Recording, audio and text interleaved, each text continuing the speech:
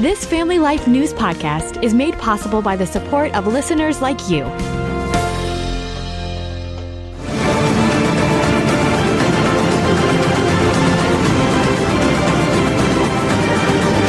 And welcome back to another edition of Issues in Education. Mondays during the Noon Report, we spotlight the issues impacting our schools with Dr. Ralph Kerr at the Teaching and Learning Institute in Houghton, New York. Well, Ralph, I can smell it. Spring is in the air. Won't be too much longer before those birds are singing, those baseballs are flying. Welcome back to the program, sir. Good to have you with us today. Thank you, Bob. Let's talk about those FAFSA forms. That's been in the news so much lately, the delays from the federal education department. I know parents are wringing their hands, Ralph. When are they going to be able to get their hands on these forms so they can get them filled out? And the colleges are kind of in a bind here as well.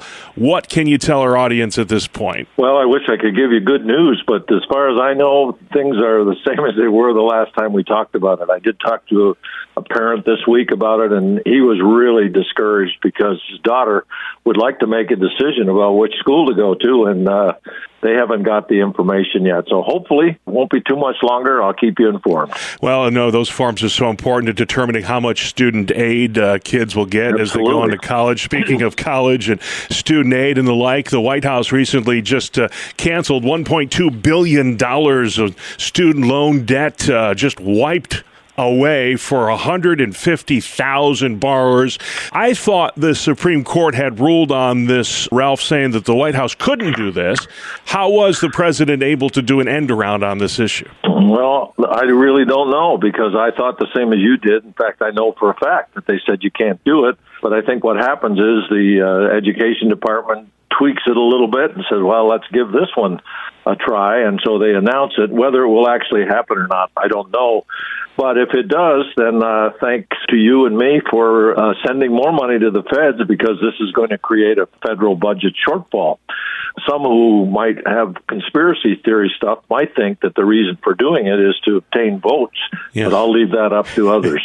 Yeah, you wouldn't think that, right? In an election year? Okay, put two and two together. When we're putting two and two together, you know, that brings up math and things like financial literacy. New York is one of just 15 states that do not require a financial literacy course for graduation. There is an economics course that delves into this stuff, but not a financial literacy course. The State Board of Regents could decide this spring whether to make this mandatory. Your thoughts on that, Ralph? Should high school kids be forced to pass a class on financial literacy to graduate? I think the economics course that's currently required is sufficient. It certainly can be expanded a little bit to include some of the items that are noted in this bill.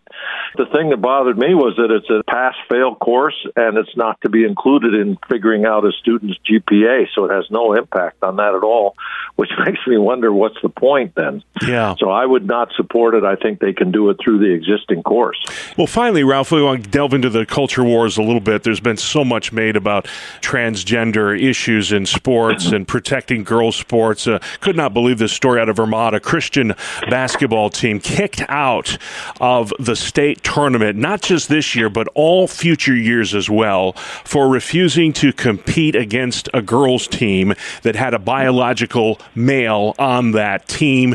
The coach cited player safety issues. Regardless what you think about this issue, he said, hey, listen, this is not safe for my girls, so we're not going to play. There is litigation to try to force the state of Vermont to rethink this ruling. Do you think that this is an issue, sir, that all districts are going to have to deal with sooner or later? And what can be done to protect girls' sports from the growing influence of the transgender movement? Well, I do think schools in New York State and Pennsylvania need to be on the alert about this, because I think it is going to spread. It's just dishonest, for one thing, because it denies the difference between boys and girls. It's just a fairness issue. Generally, males are larger, stronger, and faster. I just, as in so many of these cultural issues now, Bob, I just don't understand how people can't see the rationale behind an argument that says a male should not be competing on a girl's team. Certainly, if my daughter was playing on any sports team and the opposing team came up with a male on the team, I would be talking to the coach about it. Yeah. In all of these things, though, I just want to mention, Bob, that so many of us, and I would include myself in this, have decided that go along to get along is the way we want to go.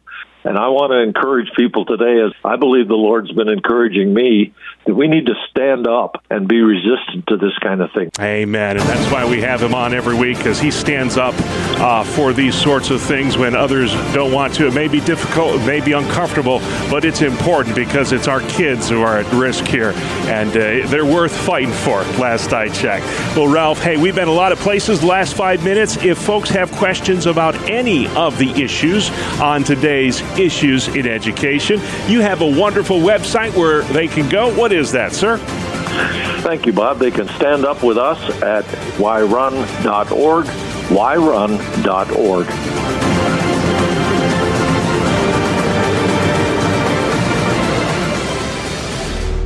Thank you for listening to this Family Life News podcast. If you've been encouraged by what you've heard, please share it with others and click the subscribe button to automatically receive future episodes. Family Life is a listener-supported ministry. Podcasts like this are made possible by your financial partnership. Find out more at familylife.org.